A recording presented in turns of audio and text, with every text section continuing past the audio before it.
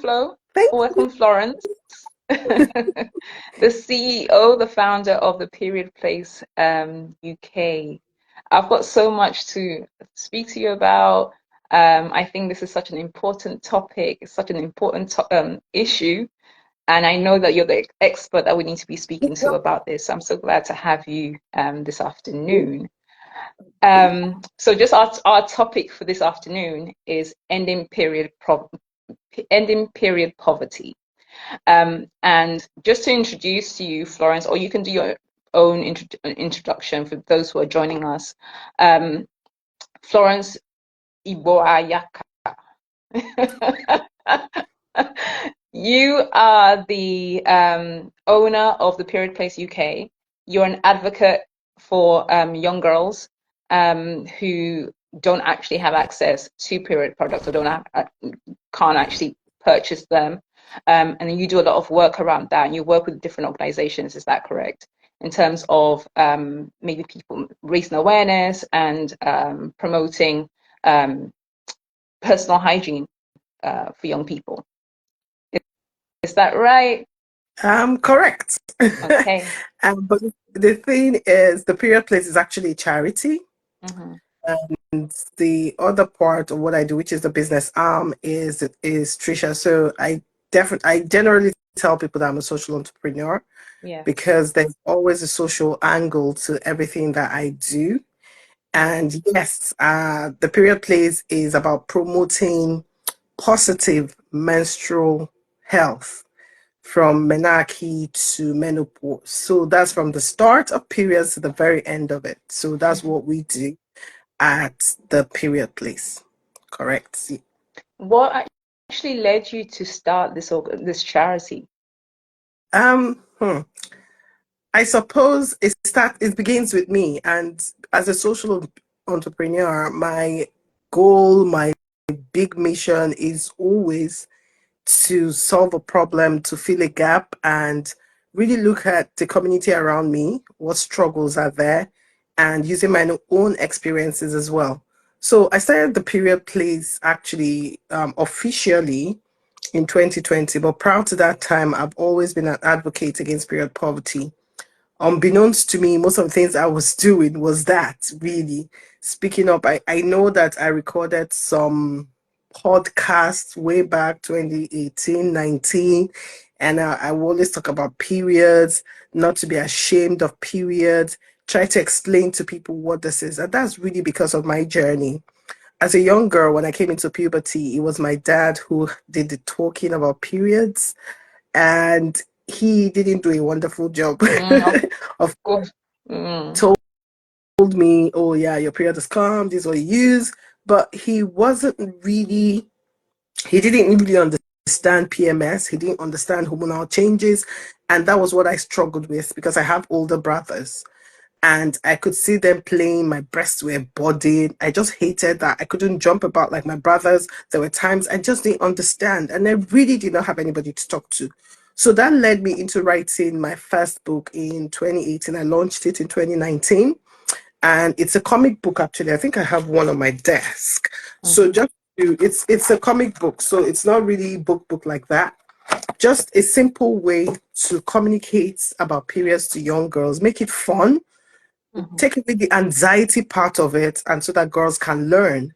And I actually started this because I'd first been speaking to moms, and a lot of them, I would ask them, so how do you tell your daughter about periods when she's getting, they're like, oh, well, I really don't. The school takes care of it. And I noticed a lot of women shy away from having this conversation. So I figured I don't want a girl to be like I was. And that was it. Hmm.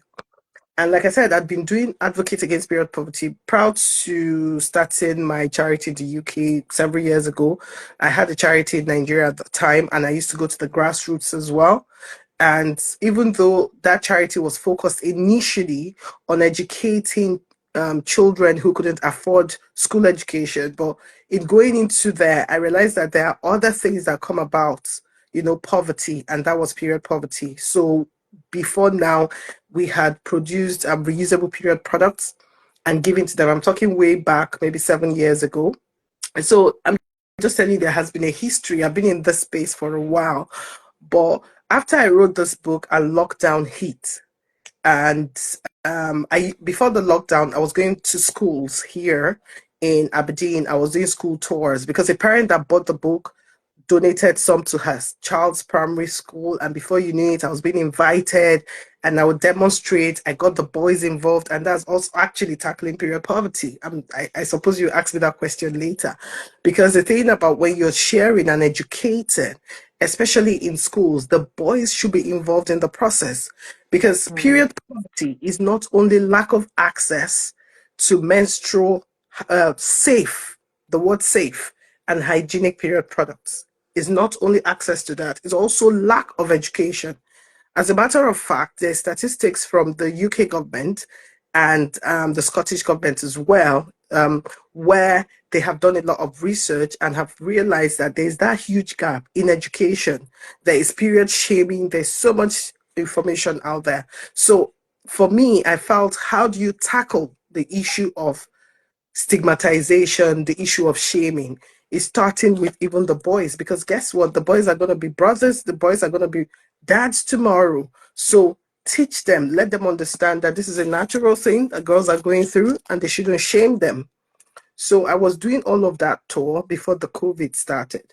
And when we went into lockdown, it became apparent that parents were struggling to homeschool. It was a difficult time to homeschool their kids. As whilst they're homeschooling their kids, there's no school system anymore to talk about periods. right. And so I thought to myself, how do I help my community? And that was when I put up the book for free reads on Amazon. And as of April 2020, we had over 16,000 Wow. downloads on the book. And that kept growing. I have all the data. And so that really showed me that, look, there is a gap here. People need this. And that was how we started the period place. So it just giving you a background to why we really had to start. And so, which is why we really, at the period place, we focus on creating education, advocacy, creating awareness, and actually bridging that gap of the emotional part, the hormonal part, of providing that awareness, education, what to do, how to understand what a girl is going through. If her periods is heavy, how do you distinguish that? How do you know when to seek for help? So that's really what things we do. I hope Were I've you been quite surprised about because you said that you recognized that there was a gap answering. and the need. Were you quite surprised about the lack of information that was actually available to young girls? Um, well, the thing is, to a level, I was surprised, but not too surprised. Why did I say so? There is some information, but the thing is, medically speaking, and based on research, based on data, once a girl gets to that stage of puberty and she is not properly taught, she's not properly guided, it has led to psychological breakdown for some girls. Some have found it traumatic. And then you actually find that anxiety is something that some of these girls struggle with. They begin to have self esteem issues as well. Like I said, that happened to me. So the education is there, but what type of education? To some degree. So if I'm taught in a fearful way, if I study or somebody tells me, oh, it's so painful when you're going through, all that kind of fearful emotions are built up in girls. So what I'm trying to do, or what we have been doing rather, is providing this education in a way that girls embrace this stage of life, because it's actually a stage. And as parents, as carers, we forget that this is another level and is new, and the hormones kick in. And unfortunately, it's going to continue that way until menopause. So it's about that guidance, that type of education that is guided and properly taught such that the girls are not anxious. That is what was lacking. Yeah. You mentioned the guidance between maybe the mother or the father and the child, but and then you also mentioned guidance from the medical practitioners and the information and the schools. And I'm wondering, is there like a place where all these three different people who will impact, will influence what we even taken as young people? Is there a place where they can all go to and then the information is consistent? Because what I find is what a parent might know can be, I know that as an adult, a lot of the things that I'm even thinking about or even experiencing in terms of period is new to me, and I'm a grown woman. Can you imagine me now trying to teach and inform my teenager, my teenage girl, the information, and that's me with a lack coming from like a um, less information, would you say, than from a medical Mhm. practitioner? Then you have medical practitioners who may not be aware of all the different kind of issues a woman might face, and they might even give us for not necessarily, don't want to accuse any medical practitioner of giving you false information, but I think that there is a problem there. There's an issue there with the information that they do provide to young people. I know in my experience, it wasn't like a full blown experience. I don't think I would say that the experience I've had in terms of medical practitioners offering me information has been the best. But is there a place where it's all consistent and we can all be getting the best quality information? Do you think that this is what Period Place provides? Um, yeah, we do provide that, but the other thing is, um, there are resources right now, and especially because the government has started to look at this area as needed. Mm, You'd be aware that the Scottish government, for example, passed the bill for the period poverty bill in 2020 November. And that's because they've started doing a lot of tests. But again, to be fair, there is still a huge gap in yeah, that education. Why did I say so? Because I remember last year I got a call from NHS saying to me, they know I have been doing a lot about promotion, about education, creating awareness that how do we work together? They have locked it down in terms of, to a degree, in terms of providing free period product access. yeah, But that, so there's still that gap. So a lot of work is currently being done. But what I would say is that the schools have also, they now have resources to also share for the basic knowledge, right? mm-hmm, Then parents can have access. Sorry, I'm digressing again because I remembered something. One of the things I kept emphasizing, even when I went to the schools and started having conversations with the local authority, is that period education is a continuous thing and not a mm-hmm, one-off, because you teach period, you teach about puberty in P6, for instance. Some girls haven't gotten their periods at P6, whilst others have gotten their periods. Because you've taught it in one class, and I don't get my period till 3 years later. I'm not going to remember what you told me 3 years ago. So it mm-hmm, has to be a continuous education. And that was one of the things we wanted to achieve with the period comic. And in writing that book, I actually sought, it wasn't just something I wrote from my head. Yes, my experience was there, but there was a gynecologist who reviewed the book. And that's something we lack in the medical system, for example. A general practitioner not necessarily know about women's health. yeah, And not just women's health. Now, women's health is vast. And then talking about gynae, who would understand. And so I get where you're coming from when you mention that. So having one source is really, it hasn't quite worked, but the process is ongoing. mm-hmm, But now there is better information. mm-hmm, That's what I would say. So if you go to some government NHS sites, you see some things, but they would point you at this when you see some things going on, some changes, you will know, okay, at this point I need to contact my doctor. Because something we find is that people just feel, okay, they said the periods would be painful. So right now it's painful. Okay, let me take it like that. Oh, okay, maybe my period is very heavy, it's normal. So what we're trying to establish is know what is not normal mm-hmm, and when to seek for help. mm-hmm, So there is information. We try to provide that information at the period place as well. Some government agencies and some other people are gradually bringing that. So I'm not going to say it's just this one place you go to, mm-hmm, you're right? But I suppose with time, so a lot of things will be synchronized. And with the schools, especially in Scotland, there are materials out there, which the period place for now, we're also working with where we are in Aberdeen, we're also working with the council to bring some resources that the schools can access for free mm-hmm. and use to teach, because they need more information than what is readily available. That's what I would say. Do you find that, Florence, with the work that you've been doing so far, and the schools that you've been attending, do you find that there is a difference between certain communities who and others? So, for example, in terms of how they pay for, or in terms of the poverty aspect of period, getting period products, is there a difference between one group to the next, or one community to the next, and how these girls access period products? The reality is with Scotland now, period products are available in public places and in schools.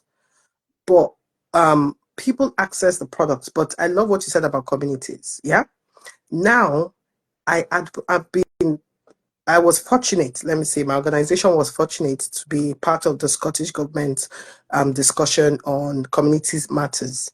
And what that simply means is they're giving people a voice, they're giving us opportunity to feed into how legislation and decisions are made within communities in Scotland. And one of the things I've been pushing, and I'm still speaking at every level, every opportunity I get to interface with government agencies, is that period products that are available is not um is not, what would I say, accessible to every woman. Yeah. What do I mean? Some of the products, most of the products they have, do not tackle issues of women with heavy bleeds, women with PCOS, women with fibroids, women with endometriosis. So women that have heavy bleeds, the products that are available can't work for someone like me. I've suffered with Hmm. fibroids for the longest time, and this affected me so much. A lot of people know my story. It took me so long, and that was what led me to even start my brand Trisha, Hmm. because I could not find products to absorb the level of blood flow that I have monthly. And so this is what we're finding. And so there is those type of people who cannot even use the products that are available. So somebody needs to speak up. And that's some of the things we're advocating for right now, to make sure that these products are readily available. If these women cannot afford to buy these products, and there is that service, there is that free products out there, then they should be able to use those products. Mm. So, yes, I would say that not everybody right now can access, or there are different reactions. Again, some people don't even feel that those products, their cultural beliefs, there where you have immigrants and so on. There are also people that have their own cultural beliefs that come into play with the way they access those products. Some people feel it's still a taboo subject, whether we like it or not, in some communities. And so they don't feel very comfortable going to those places to pick up products. However, I know that the Scottish government, there is an app now that you can even order and it can be delivered to your home for some areas, not everywhere. So, yeah. But like I said, for me, I'm really pushing. We are speaking up regarding that equality, even in the women accessing products, that Mhm. people who are struggling and are undergoing period poverty having access to those products. Yeah. You touched on something that's even close to my heart as well. And it's when we say equality across the board, and you're saying that what they can currently access is maybe you can have the smaller pads. If you don't experience heavy bleeding, those small pads are not going to do anything for you, or those tampons are not going to do anything for you, really and truly. And when we talk about equality, we're really talking about a majority of Black and Asian women suffer from fibroids, and they're the ones that actually suffer from heavy periods. And then when you're also talking about the immigrants coming through, we're probably also talking about immigrants from those communities as well. So, Sure. in terms of now helping our communities, Black and Asian communities, access what they need and tackle issues like fibroids and heavy periods, Mhm. what could I know you said you're based in Scotland. What could the government be doing, or what could other people be doing, what could we be doing, and so that there could be equality across the range, and we can actually access what we actually need. What could we be doing? So, a few things I would say. First is to speak up, because a lot of times when I tell you, I was sitting at this round table and having this conversation, and of course, I was the only black person on that table, and I was saying to them, this, they were like, "Oh, really? We didn't know that." So, because a lot of, for instance, majority of people that you know don't have heavy bleeds, you would automatically not think. So we must give them that as well. So, and I said to them, no, and at least one thing I've been told is, okay, Florence, we're going to try to source for better products that can absorb, that have better absorbency. And if you don't mind, can you help us look at this? And there is also the policy of how to get vendors, but I think that would happen in a few years' time because that's already on lockdown now. So this is us saying, okay, we're even going into the policy making level to try to see how we can speak up. So first, how can we help? One, you need to be able to voice out. We shouldn't be ashamed. I keep saying that periods is a natural thing. I cannot feel ashamed because of what I go through naturally. If I don't have my periods, I can't even give birth. So I should be proud of myself. And speaking of, one of the things we're doing, I'm sure you probably have seen it on our page, we're having the first period walk ever in Scotland. And the reason we're having this is to raise awareness, and we're taking this to the streets, and we're trying to help girls in need as well. So that is one of the ways we are doing this. And we're calling on all women. If you've ever had any period related diagnosis or issues from those aforementioned um, diagnosis of PCOS, fibroids, endometriosis, and all of this, because of what we do, I get to speak with a lot of women. Even yesterday, somebody called me. She was telling me she's a local, and she told me how she started having heavy bleeds, and as a teenager by 16 she had to go in for surgery. So she told me how that affected her even having children. So there's so many things, but people don't talk about it. And she said to me, Florence, I want to be part of this work because this is an opportunity for people to hear us. And what we want to do with the work, like I said, is create awareness. Know that your neighbor or somebody you know might be going through this. Be more sensitive. When you're not even aware or you don't know, then you can't help. So we're doing that with the work, and we are saying not only are we just going to talk about it, we're going to walk and talk about it. And we're also going to have doctors. We're looking for gynaes who will be at that place to be able to help speak to women who feel they want to speak to somebody about their issue. So that's one of the ways we can actually start this and see as much as we can to speak to decision-making people. And also something else is if we have access to people who are producers, manufacturers of period products, as we begin to speak, they would hear. Mhm. They will begin to think about people like us Mhm. to produce products for people like us. But when you don't talk about it, you just keep quiet in your little corner. Nobody knows, nobody hears you. So it's little steps, it's baby steps. And I suppose that's what we're doing. Really. Mhm. And you've gone ahead and you started to produce products for people like us, where you're Yeah. making more absorbent, um, is it underwear as well as just absorbent pads? Can you talk about your progression from starting your charity to now going into the space of producing products, manufacturing this, and selling this? Okay. Mm. As a matter of fact, I actually started the research. I was as I when I was in my PhD at the time. Excuse me. Way back to 2015 was when I started researching because I just got tired of getting leaks. I just got tired of it all.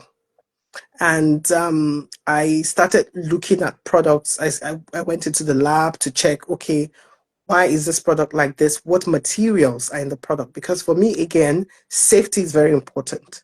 And I, even before I moved to the UK almost 15 years ago, I had, I've always had heavy bleeds. Oh, somebody was typing something. Oh, You want to know if the products are unbleached, organic cotton? oh yeah. Yeah, definitely. Because I'll just go into that place because I used to, long time ago as a teenager, I used to have itching after using period products. It's bad Mm. enough you have the leaks. And so for me, it was really to investigate materials that I use. It has to be treated cotton.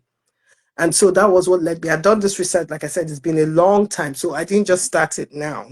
Yes, we launched our product last year. It's not even up to a year. Florence, But I've done some market. sorry, can I pause you there? When you were doing your research, can you talk about the kind of people that you I know you mentioned somebody using banana leaves.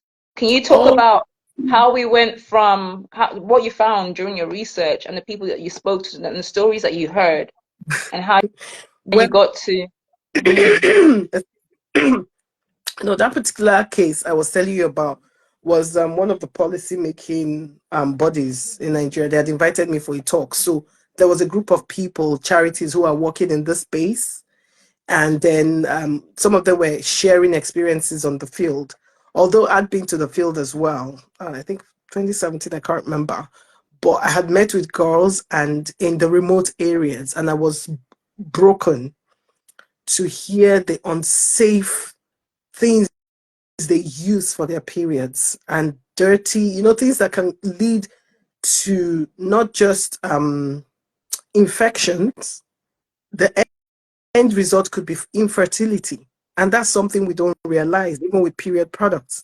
And that was one of the things that actually drove me as well. In the course of my research, I found out that some of the materials, there are a lot of synthetic materials in a lot of products.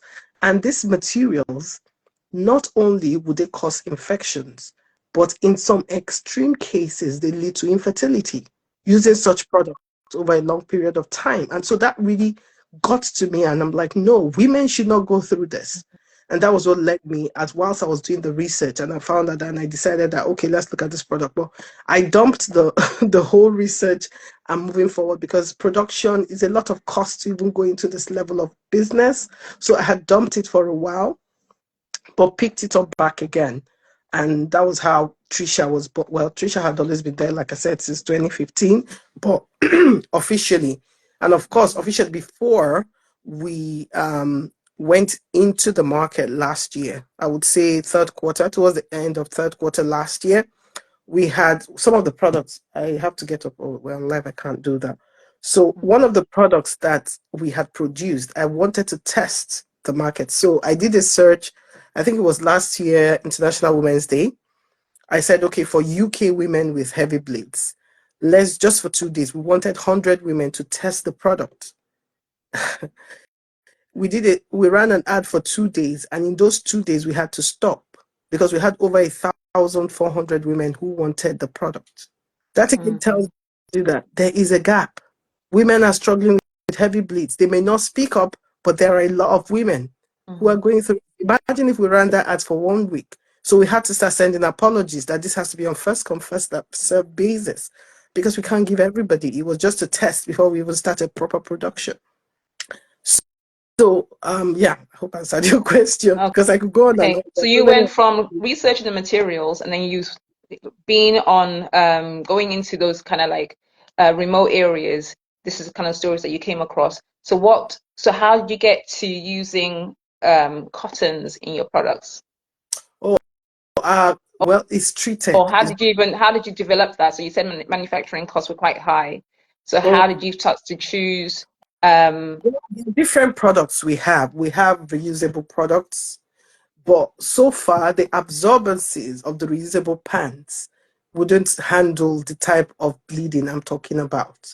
So we had to look for safe products as well. So our products actually have 7 layers, which is not visible to the eyes. Most period, normally, like tomorrow, I'm speaking at a women's event and I get to demonstrate. So when I demonstrate it, but I can't do that here, you would have seen what I mean by absorbency. Now, the cotton is for me is treated because remember what I had said about the side effects of some materials that are in a lot of Mhm. products. So it has to be organic, it has to be treated to be able to be used on that sensitive part of a woman's body.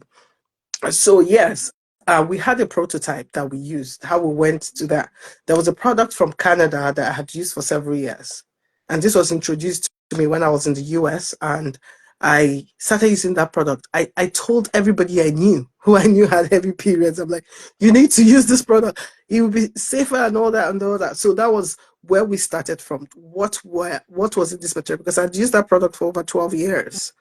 And Mhm. then at the time, I was starting my research. So we had something to go by and to improve on that existing product. Because the thing about technology is that it evolves. You need to see what is available. Now, in terms of environment, you want to also make sure that whatever you're doing is biodegradable Yeah, as much as possible. So that was something else we had to factor in, aside from we having already having reusable period products. yeah. But for this particular one, this is where we're going about it, thinking about biodegradable, being organic, being safe, and all that kind of stuff. Yeah. Okay. So they're not now your products are more sustainable and they are out in the market and Yeah. we can actually access them. How can we access your products and where do we need to go in terms of accessing and purchasing these products? From the website, trishawoman.com. Okay. Trishawoman.com. We're actually reworking our website right now, but you can still order the products from trishawoman.com. So one of the things that for me, one thing that was paramount, our goal really is demystifying heavy periods. Of course, you can understand, given my journey as well. And then number two was really to look at young girls. How do we make that phase of their life Mm, easier? And so we came up with the first period kit. And this kit is curated with not just the period products themselves, where we have the period pants, we have the period pads, we also have toiletries and things that girls would do. We also need for that stage of their life. We also have a copy of the period comic mm, in the kit. So it's a keep safe box that they can use.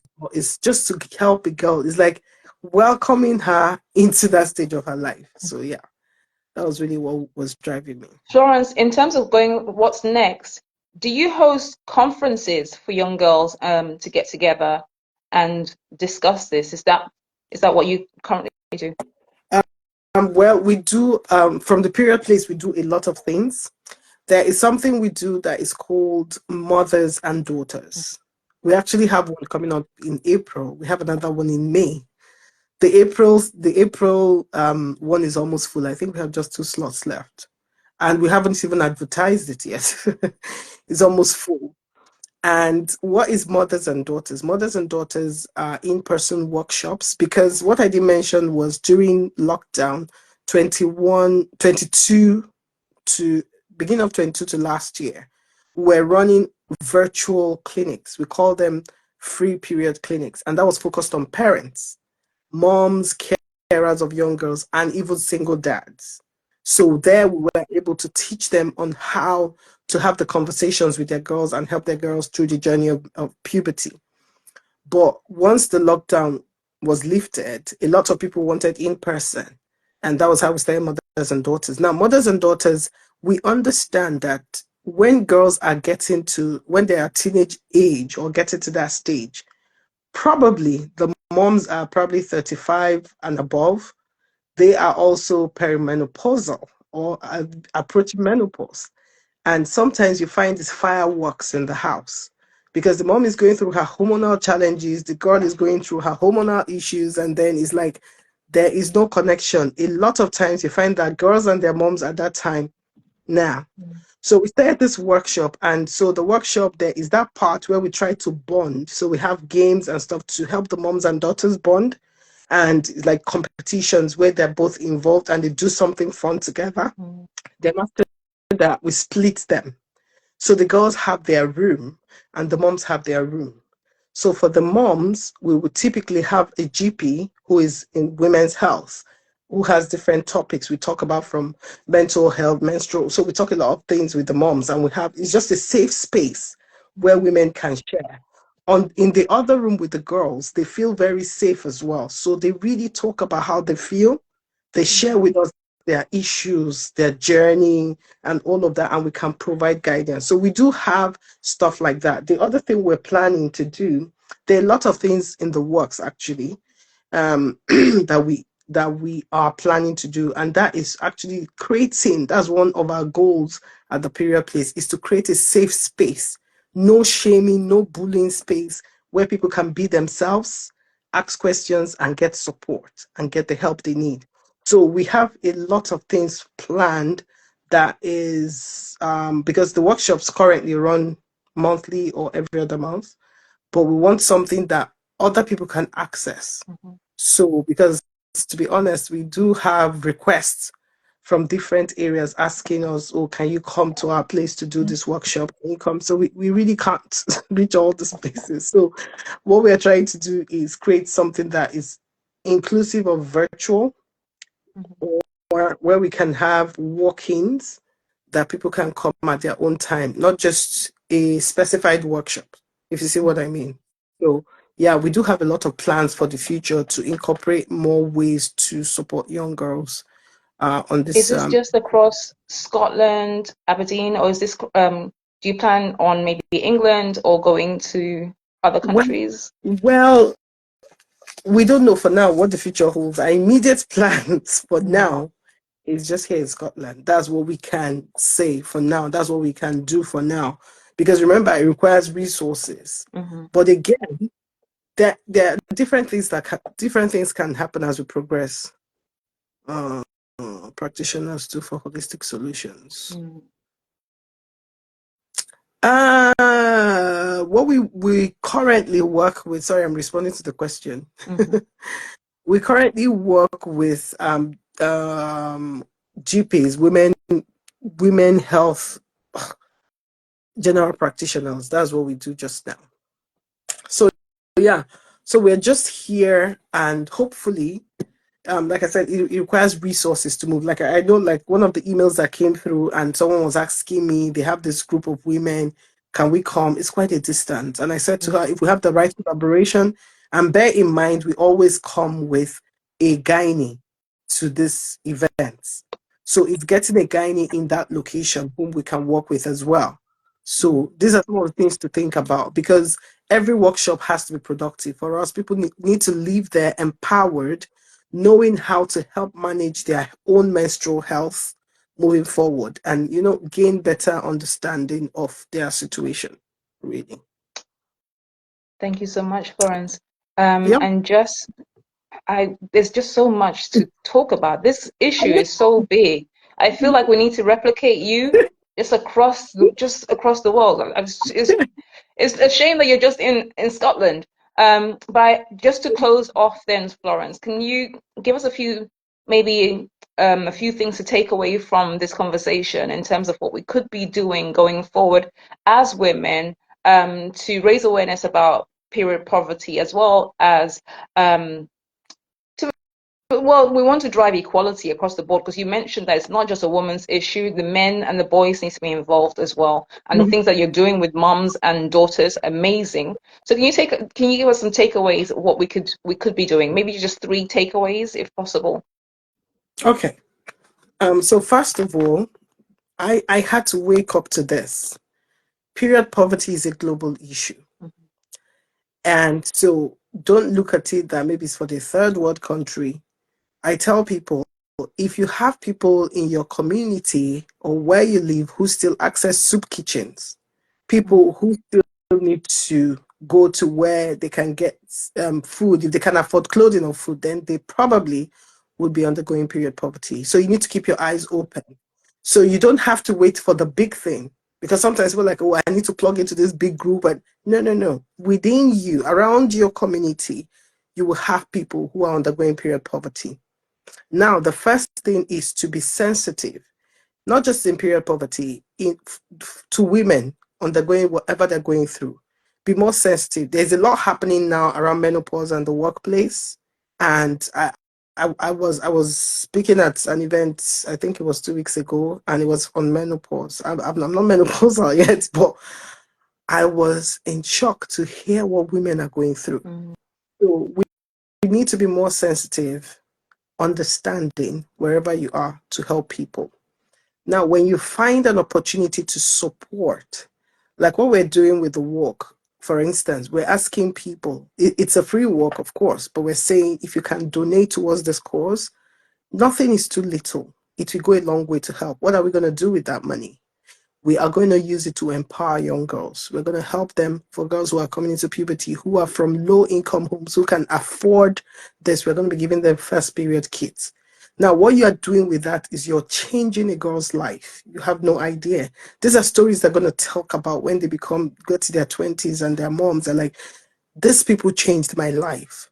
They were able to give me this kit. They made me understand periods. They made me understand my body. They made me understand all of this. Not just that, they gave me this. So changing a girl's life, changing her perspective, building her confidence. And the thing about periods also is that, given what some people are going through, there's so much. In fact, as I'm talking, so many things are coming. there is Even the is UK statistics shows that half of schoolgirls in the UK have missed some school days because of their periods. So there's so much.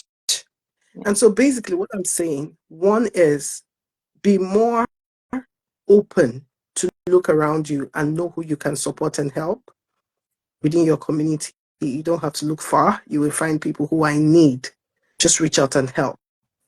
Now, one thing you have to understand is be on the lookout. If you see, if you know, or your mom or your dad or your carer, and you observe some signs, please go to your GP.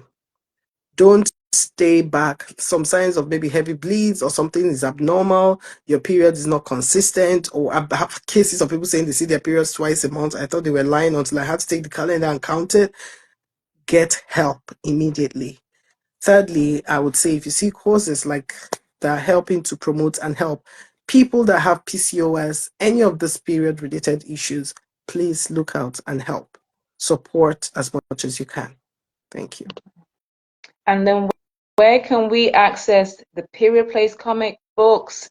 Where can we access your products? Is everything on your website?